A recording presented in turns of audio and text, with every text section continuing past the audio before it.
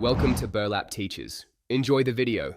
In this video, I will explain how to play Assetto Corsa in an open-world setting. To begin your open-world journey, you will need to install a few key community-developed tools. These modifications significantly expand the game's capabilities, allowing for free roaming on custom maps.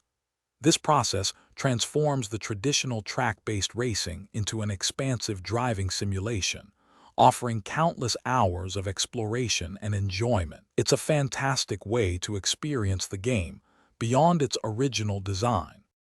To get started, Content Manager is your first essential tool. It acts as an all-in-one launcher and mod installer.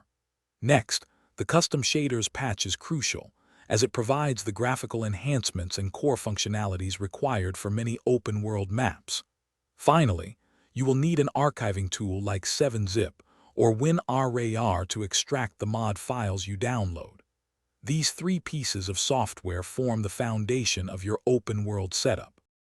Once you have your essential tools, the next step is acquiring open-world maps and vehicles. You can find these on various Assetto Corsa modding websites. After downloading, simply drag and drop the compressed mod files directly into Content Manager. It will automatically handle the installation process for you. Always ensure your Custom Shaders patch is enabled and up to date within Content Manager's settings for optimal performance and compatibility. With everything installed, launching your open-world experience is straightforward.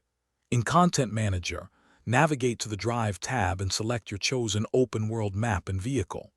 You can then customize various settings, such as weather conditions, time of day, and even add AI traffic for a more dynamic environment. Hit the Start button, and you are ready to explore the expansive, custom-built worlds Assetto Corsa now offers. Have fun cruising. Thanks for watching. Consider subscribing if this video helped you.